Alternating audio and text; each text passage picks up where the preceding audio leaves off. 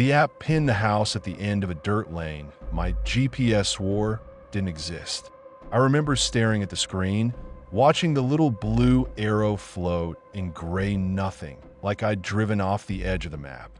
I'd already done 8 runs that night. My back hurt, my stomach hurt, and my phone kept buzzing with peak pay-ins in 20 minutes, like it wanted to squeeze the last bit of juice out of me.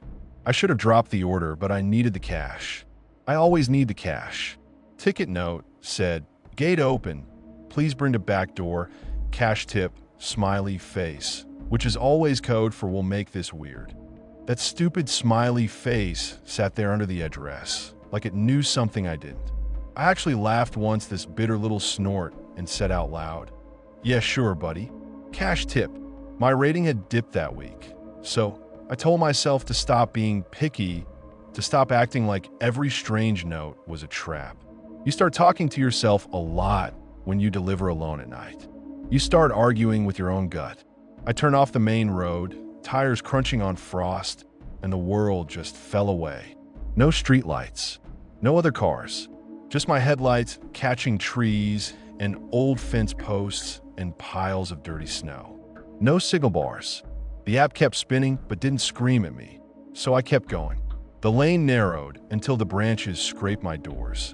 I told myself, it's just rural. People live like this. It's fine. But the farther I went, the quieter the engine sounded, like even the car didn't want to be there. No other houses, no dogs, no porch light, just a ranch with one window glowing blue from a TV. It looked like someone had dropped a cheap starter home in the middle of nowhere and forgotten it. No Christmas lights, even though it was December. No car in the driveway. Snow piled against the front steps. No footprints. The kind of place you look at and think, if I disappeared here, no one would find me until spring. My gut said leave it on the step and bail. The memory of all those stupid training emails flashed up in my head. Your safety matters to us. Right next to the big red contract violation, warning I'd gotten last month for abandoning a bag when a drunk guy wouldn't answer his buzzer. The app said, hand it to customer only. That line sits there like a threat. If they complain, you're fucked. They don't care why. I killed the engine and sat there in the dark for a second, listening. No wind, just the ticking of the cooling hood. I checked the address 3 times. It matched. I thought about my overdraft, about rent, about how one more violation might kick me off the platform. I kept telling myself, 5 seconds. Hand it off, get the tip, get out. If you say it like that, it sounds simple. I walked around the side. Snowmelt sucked at my shoes. The mud made these horrible kissing sounds every time I pulled my foot up, like it didn't want to let go. My breath puffed white in front of me, and the glow from that TV window flickered across the yard, blue on dirty snow. I passed a dark garage with the door cracked just enough to look like a mouth. Every horror movie I'd ever watched lined up in my brain and pointed at that gap. Back door sat half open, not just unlocked, open like they'd been in a hurry, like someone had gone out for a smoke and never come back. I stopped, hands still on the bag, and every muscle in my body went tight. This wasn't city weird like someone in a bathrobe asking you to come inside because the dog's friendly. This was quiet, the heavy kind that presses on your eardrums. I could hear the TV faintly, some game show host yelling somewhere deep inside the house, but no footsteps, no voices near the door. I called out the order name, kept one foot on the path. I said it once, then louder, the way we're trained, clear, polite, upbeat. My voice sounded wrong out there, too sharp like it bounced off the trees and came back smaller. I told myself some old guy just didn't hear me, that maybe he was in the bathroom or something. Even while I thought it, I knew I was lying to myself. A man's voice answered from somewhere deeper inside, told me to just come in. Table's right there. No thanks, no, 1 second, just that. The way he said just bothered me. Flat, no accent I could place, like he'd rehearsed the line. Too far away to feel casual, like he'd planted himself in the dark on purpose. I shouldn't have crossed the threshold. Every nerve screamed at me, but I'd already taken 1 step in, because that's what this job does to you. You stop listening to your own alarms. You listen to the app. You listen to the rating. I leaned forward, saw 2 plates already set, no other food. The table sat under this sad little light, like a stage. Each plate had silverware laid out perfectly, napkins folded, glasses upside down in their spots. No steam, no side dishes, nothing that looked like anyone actually lived there. It looked like someone had Googled how to set a table and copied the image. Just my bags and a roll of duct tape in the middle of the table. Tape, a phone with the camera app open, and neatly folded rope. The phone screen glowed up at me, camera ready, lens pointed right at where a person would sit. My name still floated at the top from the text thread. Your driver is on the way. I stared at that rope, at the tape, at the empty chairs, and this cold feeling slid up my spine like somebody poured ice down my shirt. This wasn't some kinky joke. This wasn't cosplay. These guys had planned steps, materials, angles. I saw myself in that chair for a second. Wrists taped, mouth sealed, that phone capturing everything. I saw my car outside with the hazard lights still blinking. The order marked as delivered. My app going offline forever. My brain split in two. One part wanted to freeze and figure it out, to rationalize, to say maybe they were packing something, maybe it was for a move, maybe. The other part finally woke the fuck up and started screaming. Something creaked behind me. Not inside. The sound came from my left, from the dark slice between the garage and the wall. That softwood complaint people make when they shift their weight. That tiny sound is what saved me. Another guy stepped out from the shadow of the garage, close enough that I smelled his breath. Stale beer, old meat, something sour that clung to his clothes. He wasn't some frail, old homeowner. He had age on him, sure, but he filled the doorway, shoulders turned sideways to fit. His eyes dropped to the bags in my hands, then flicked past me toward the open door like we were already in the middle of some agreed-upon plan. His hand stayed low, half-hidden, fingers flexing like he couldn't decide whether to grab the food or me first. I didn't think. That part is true, thank God. No debate, no weighing options, no checking the app. My body took over. I dropped the bags into his chest hard enough to knock him off balance, shoved the door into him, and sprinted back to my car. I heard containers burst open, heard sauce hit concrete, heard him bark out this angry grunt as he stumbled.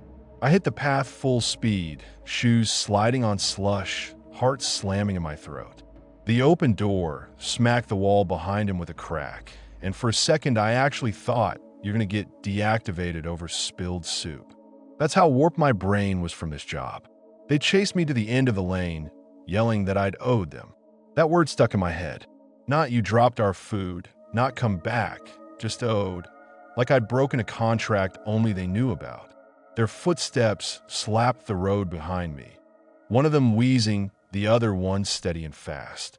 I fumbled my keys, almost lost them in the snow, lunged into the driver's seat, and slammed the lock button, so hard my thumb hurt. One slapped the trunk as I fishtailed onto the road.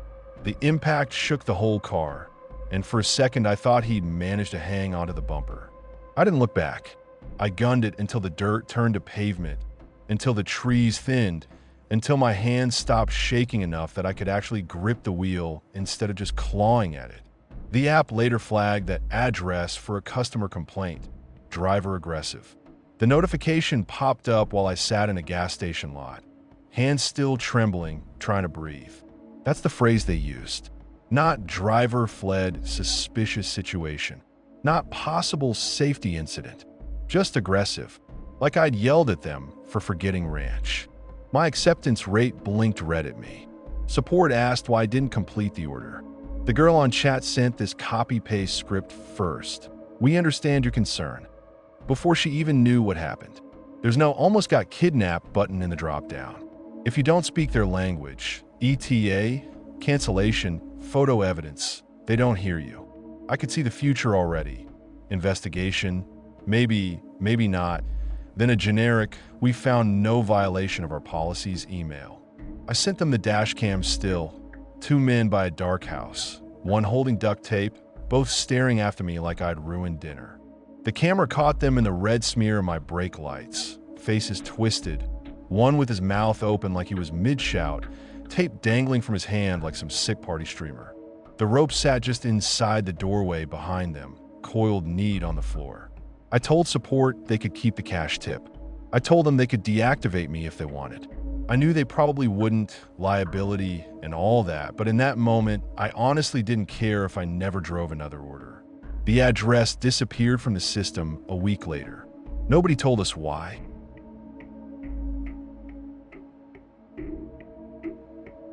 The driver kept his hand on my door frame like it was his.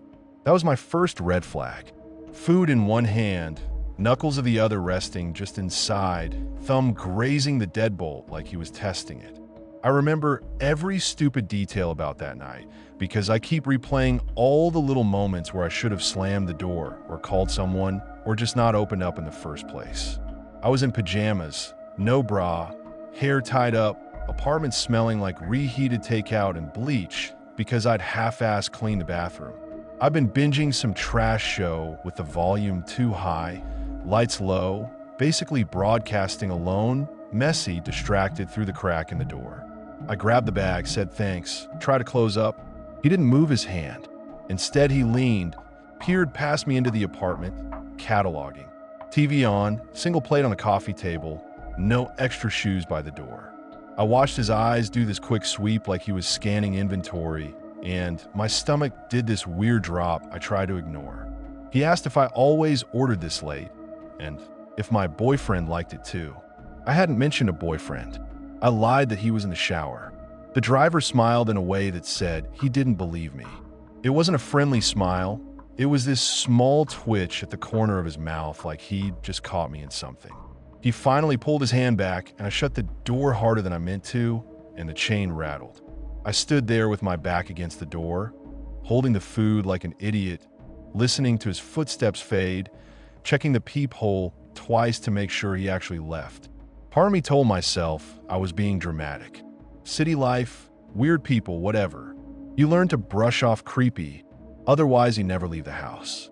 But that hand in the doorframe bothered the hell out of me. It felt like a claim. Next week, he showed up again, even though the app said different driver.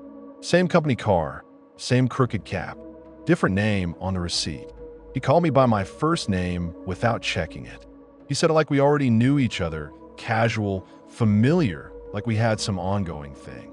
I laughed it off, that stupid automatic laugh you do when you're uncomfortable and don't want to escalate.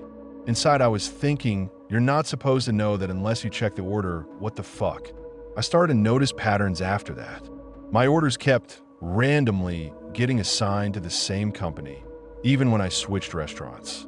The ETA would change mid-route, and suddenly it was him again, cap pulled low, leaning on my doorframe like he paid rent. If I opened slower than he liked, he'd comment on it. Not directly, just little throwaway lines like, "Oh, you're still awake," or "You were quicker last time." Stuff that sounds harmless, but sits wrong in your chest. I started using the note field. "Please leave at door, no contact." I put in all caps. I added "no need to knock." I even added a stupid smiley face to make it less confrontational because I didn't want to be that bitch to some underpaid driver. He still knocked. Always the same pattern, 3 solid knocks, a pause like he wanted me to know it was him, not just the food.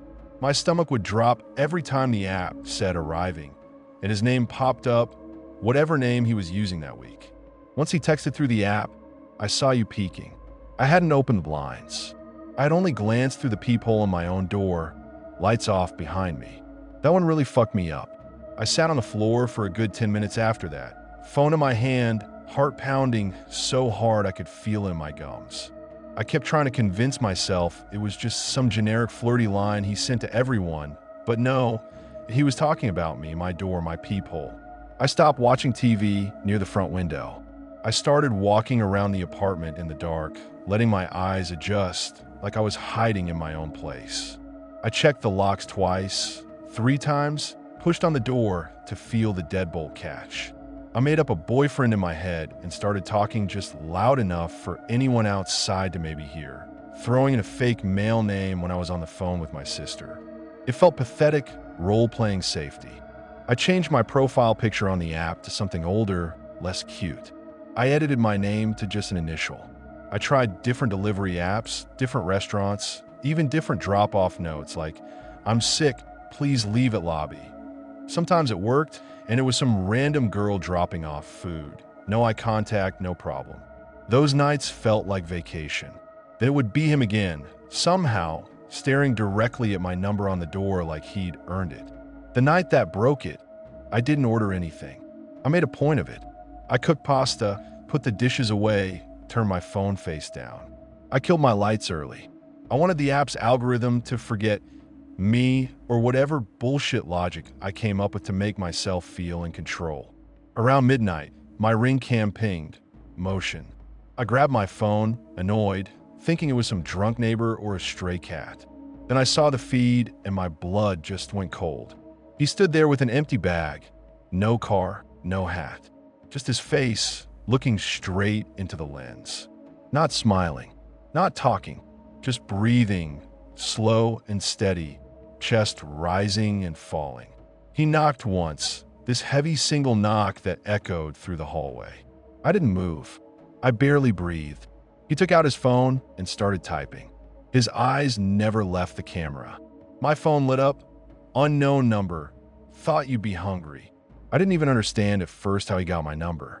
Then I remembered all the times I'd ordered direct from the restaurant instead of through the app to avoid fees, giving my info, trusting the system, trusting the stupid printed receipts that get tossed in the trash. My hand shook so hard I almost dropped the phone. I sat there on the floor, back against my couch, watching him just stand there outside my door like he lived there. The Ring cam timed out once, went dark, then pinged again, motion. He hadn't moved. He just shifted his weight from one foot to the other, like he was getting comfortable. I didn't call 911. That's the part one hate admitting. I told myself I didn't want to overreact, that the cops wouldn't give a shit, that they'd shrug and say, "Well, he didn't break in, ma'am." I pictured having to open the door for them, standing there in my thin t-shirt, explaining to two bored officers why one guy with a bag made me feel unsafe. I froze and did nothing. Instead, I called the company, sent screenshots. I wrote this long, shaking complaint email with timestamps, order numbers, his face from the Ring. I attached the message, "Thought you'd be hungry." They reviewed and took appropriate action, whatever that means. The rep on chat copy-pasted apologies and said they'd flag the account and ensure this driver is not assigned to your future orders. Like this was about my pad thai, not my front door. For a couple days, nothing happened. No knocks, no motion alerts in the middle of the night. I started to think maybe they actually fired him or suspended him or scared him off. I let myself relax an inch. I went back to watching TV near the window with the volume just a little higher.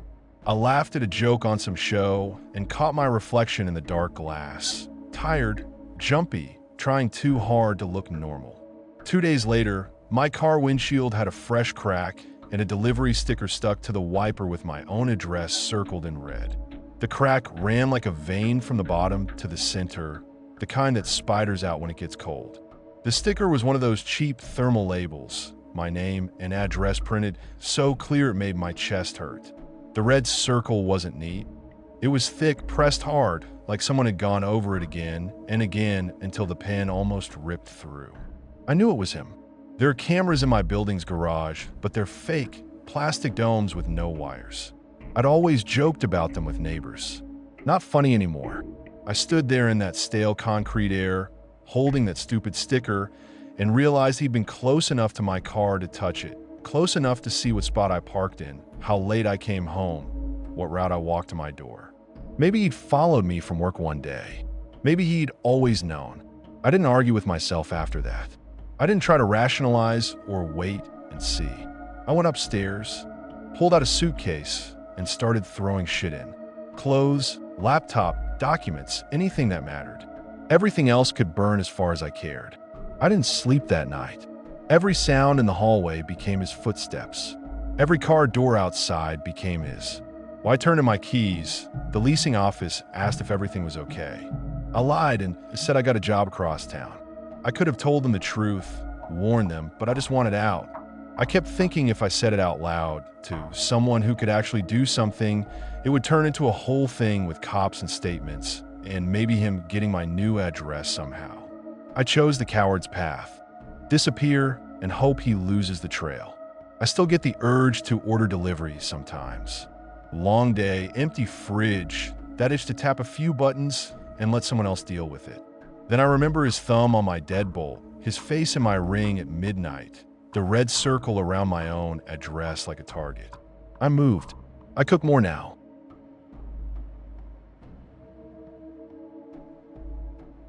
You learn fast as a driver to hate apartment complexes. This one was a maze. External stairs, locked inner doors, units numbered like a joke. Order notes said, "Side entrance. I'll meet you." But nobody waited at any door. I already felt done before I even killed the engine. GPS pin jumped around the screen like it couldn't commit, telling me I'd arrived 3 different times while I circled the same dumpster and the same busted Civic. All this for $4.50 and whatever tip they felt like giving, if they even tipped. I dragged the bag out of the seat and walked in, trying not to think about how quiet it was. No TVs through windows, no music, no muffled arguments. Just that one buzzing stairwell light and the sound of my own steps. Complex like this always means trouble. Wrong doors, wrong stairs, wrong people. First inner door, locked. Second, needed a code nobody gave me. I hit arrived on the app, hoping they'd call, but the app just spun and then told me don't forget to rate your last delivery. Useless. I followed the faded arrows and random unit numbers until my head hurt. I finally found the right hallway. Only one light worked at the far end, yellow and buzzing. The unit I needed sat in the dark stretch. Door open a finger's width. I hate that more than fully open. The crack felt deliberate, like it was waiting. No sound inside, no TV, no footsteps, just stale air leaking out. My brain started doing that quiet math. Tip versus risk, policy versus common sense.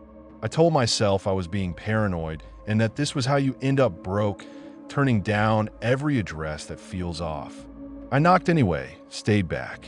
Muscles tight, weight on my back foot so I could move fast if I had to. I kept the bag slightly in front of me like that would help with anything. A woman's voice from inside told me to bring it in. Table's just there. It came out smooth, like she'd rehearsed it. No echo of a room, no clatter, no kid yelling in the background. Just words, perfectly shaped. I said company policy wouldn't let me. My voice sounded too polite, and that pissed me off. Like I was apologizing for not walking into a dark stranger's apartment alone at 10 at night for the price of a gas station sandwich.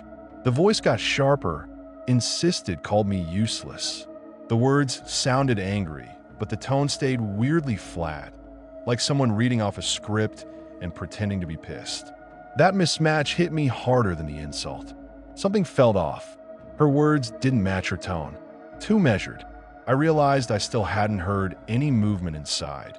No chair scrape, no footsteps, no shadow crossing the crack of light. Just a voice hovering at the same distance. Every driver has that point where money stops winning. I hit it right then. I set the bag down, fingers brushing the dirty threshold, snapped a quick photo for proof with the unit number and frame, and turned to leave. My heart was already beating faster like my body knew I was late deciding. A man stepped out from a recessed doorway behind me, one I hadn't noticed coming in. Hoodie up, hands in pockets, blocking the stairs. He asked if I had change for a big bill. He didn't sound nervous or embarrassed, just casual. That bothered me. Normally people asking for change fidget or laugh it off. He just planted himself there and waited for my answer like it didn't matter. I said no and kept moving. No explanation, no small talk, just no.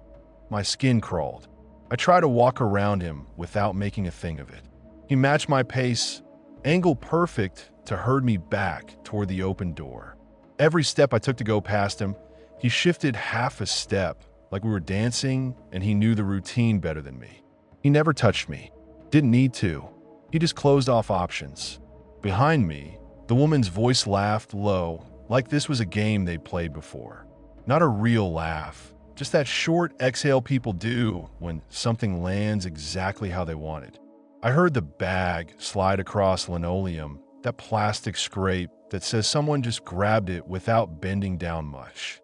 That sound broke whatever excuse I was about to make to stay calm. No one that mad about policy suddenly laughs like that when the food shows up. It felt like they'd been waiting for this part, not the delivery. My brain flipped from annoying customer to trap so fast I almost got dizzy. I pictured stepping back, giving ground, and hoodie guy crowding up behind me. I pictured hands door dark. The air felt thicker, like the hallway was shrinking. I bolted sideways instead, down the hall toward the wrong exit, not the stairs. My legs moved before I finished the thought. Adrenaline hit like a kick, vision tunneling in on the red exit sign at the end. I slammed into a locked door. The impact rattled my teeth. Panic hit hard, this hot rush that blurred everything. My shoulder screamed, but the door didn't budge. I spun around and saw the hoodie guy halfway down the hall. Walking now, not rushing like he knew I had nowhere to go. I started pounding, yelling like a maniac. Not neat words, just noise, swears, open up, hey, whatever ripped out of my throat. My fists hurt. I didn't care. I just needed anyone to hear me. Lights flicked on above me. Door shook once, twice. A kid opened a nearby unit, face half hidden behind the chain. He saw me first, then looked past me, eyes going wide. He yelled for his dad. Hi, cracked and real scared. That sound cut straight through the hallway, louder than anything I'd managed to yell. I saw the hoodie guy pause just for a second, and I swear I could feel him reassessing the situation like a spreadsheet. Dad stepped out with a baseball bat and the face of someone who'd waited for an excuse. Old band tee, bare feet, no hesitation. He didn't ask what was going on. He just took one look, me by the locked door, hoodie guy in the middle, open apartment back down the hall, and chose a side. Hoodie guy melted into the stairwell. Shoulders dropped, head turned away, hands still buried in his pockets. No apology, no threat, just gone. Like he'd done it before and knew when to bail. The apartment with my order shut its doors soundlessly. No slam, no sorry, just that soft final click. The crack of darkness disappeared like it had never been there. I stood there shaking while the dad asked if I was okay, and the kid stared like I just stepped off a crime show. I heard myself say I was fine, that it was nothing, that I just got spooked. That was bullshit, and we all knew it. But it was easier than saying I almost walked into something I don't have a name for. On the way down the stairs, my legs felt hollow. My phone buzzed with another stacked order. Good payout if I jumped right on it. For a stupid second, I thought about accepting it. Like none of this mattered because the app still needed me to move. Later I checked the app. That account deactivated mid-shift. The last note in the system, the one we don't see until something goes wrong, said, multiple drivers reported feeling unsafe. Do not assign alone. Nobody took it off the board that night. It was just another address in a busy queue until it was almost me.